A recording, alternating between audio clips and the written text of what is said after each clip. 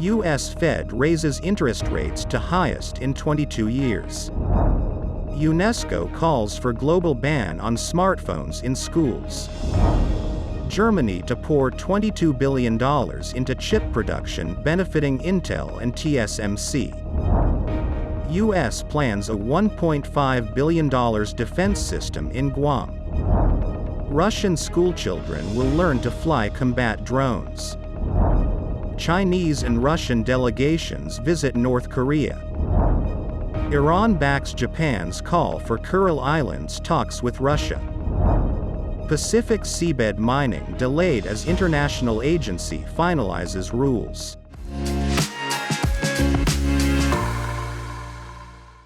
Hello, I'm Johnny. Thank you for joining us on Funday News. It's Thursday, July 27th, and here are your top stories. The U.S. Central Bank has raised interest rates to the highest level in 22 years as it fights to stabilize prices in the world's largest economy. The decision lifted the Federal Reserve's influential benchmark rate to a range of 5.25% to 5.5%.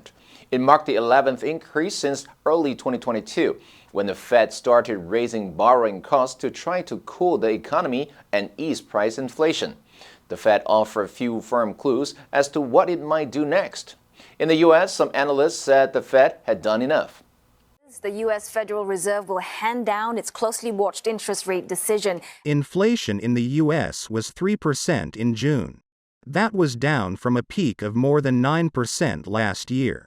The Fed has already brought rates up from near zero less than 18 months ago. In theory, higher borrowing costs should reduce demand for loans for homes, business expansions and other activity, eventually cooling the economy and making it harder for firms to raise prices. However, the economy in the U.S. has held up better than many expected so far, especially in the labor market. UNESCO, the UN's Education, Science and Culture Agency, said there was evidence that excessive mobile phone use was linked to reduced educational performance and that high levels of screen time had a negative effect on children's emotional stability. The UN agency has recommended that smartphones should be banned from schools to tackle classroom disruption, improve learning, and help protect children from cyberbullying. UNESCO said that digital technology never supplants face-to-face interaction with teachers. UNESCO's Director General Audrey Azoulay said, "The digital revolution holds immeasurable potential but, just as warnings have been voiced for how it should be regulated in society, similar attention must be paid to the way it is used in education." UNESCO said in the report that countries needed to ensure that they had clear objectives and principles in place to ensure digital technology in education was beneficial and avoided harm, both to individual students' health, and more widely to democracy and human rights. According to a new report, Germany's government plans to allocate 20 billion euros to enhance domestic semiconductor production. This initiative is designed to strengthen the national tech industry and ensure a steady supply of key components due to increasing geopolitical instability. A significant proportion of these funds, approximately 75%, is earmarked for multinationals such as Intel from the US and TSMC from Taiwan. Taiwanese tech firm TSMC is in talks to build a chip plant in Germany. The German government is also finalizing negotiations with TSMC to invest in a manufacturing facility in Dresden and to build various microcontrollers that are consumed by Germany-based automakers. The government is looking forward to subsidizing around 5 billion euros, half of the total investment, in this fab. Furthermore, approximately 1 billion euros is designated for Infineon, around 20% of the total investment in a new Dresden-based semiconductor plant. The aid package is set to be distributed by 2027. The Pentagon plans to invest $1.5 billion in a 360-degree air and missile defense architecture on Guam. It aims to complete the system by 2027. In January, the Missile Defense Agency, a procurement division of the Department of Defense, awarded a $500 million contract to Lockheed Martin to develop Guam's missile defense system. The components will be built on sites that will be selected among 20 potential locations. However, many Guam residents share their concerns over the plans.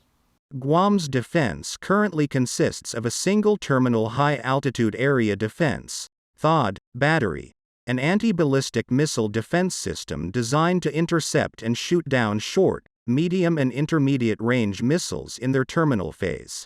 Rear Admiral Gregory Huffman, commander of the Joint Region Marianas, which oversees the U.S. military bases in Guam, said the proposed defense system was aimed at defending the island against rapidly evolving advanced missile threats from regional adversaries.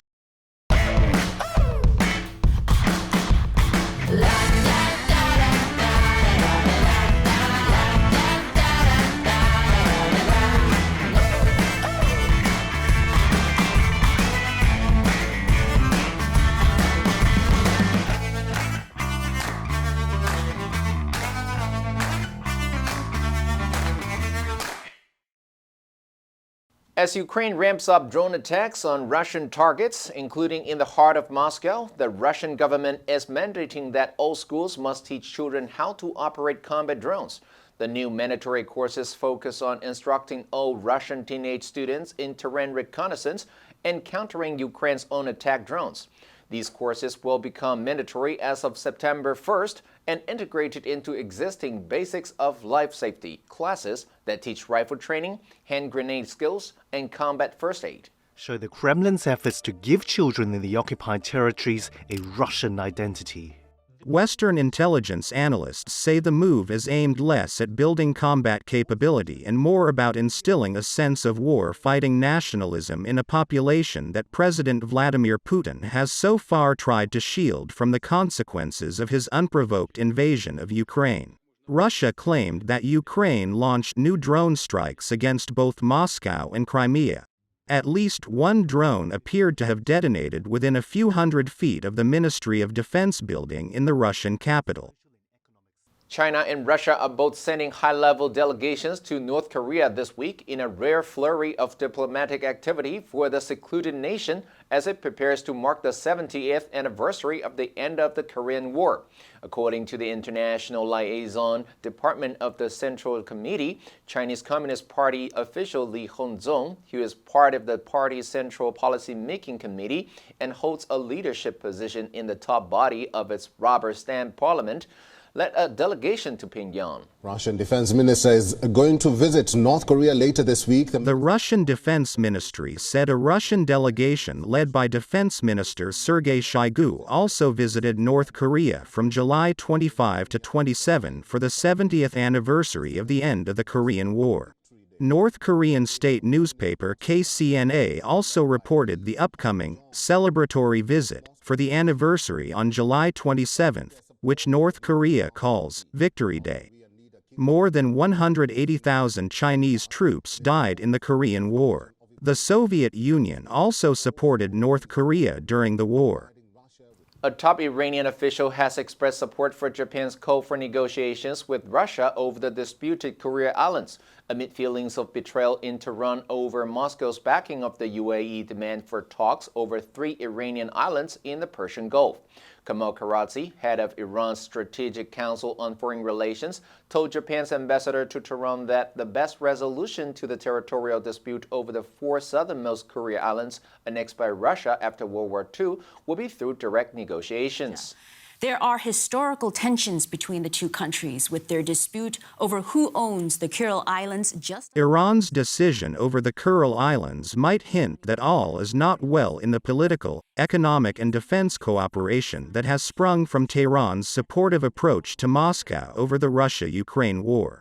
However, this stance mirrors Russia's position taken last week over the Iranian islands claimed by the UAE. A Russia Gulf Cooperation Council statement supported UAE's demand for talks over the islands of Greater Tunbi, Lesser Tunbi and Abu Musa, proposing bilateral negotiations or the International Court of Justice. After the international agency charged with overseeing the work concluded late last week that it needed more time to finalize mining rules, the start of industrial-scale seabed mining to extract car battery metals from the bottom of the Pacific Ocean has been delayed. The International Seabed Authority has set a July goal for finalizing seabed mining rules.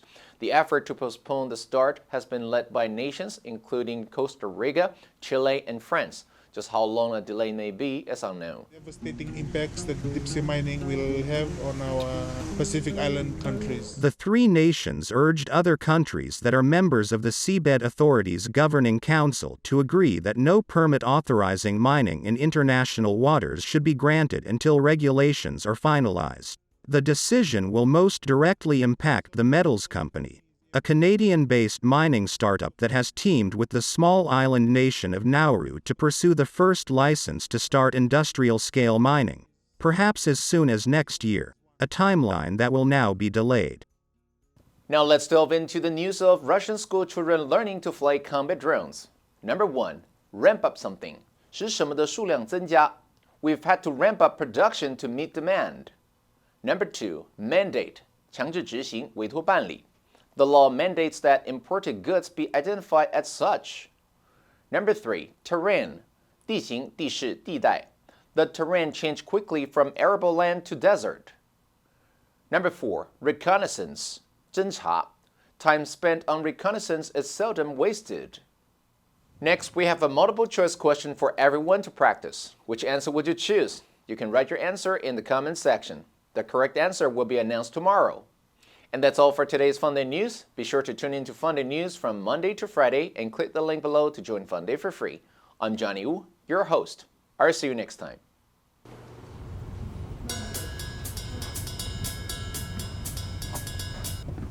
不好意思，那边坐。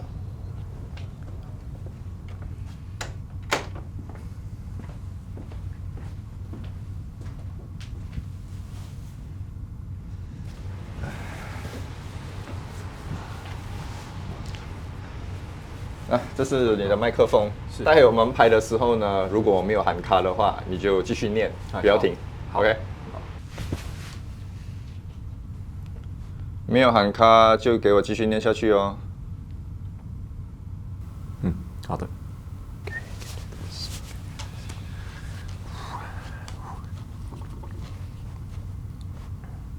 Hello, I'm Wade Lee.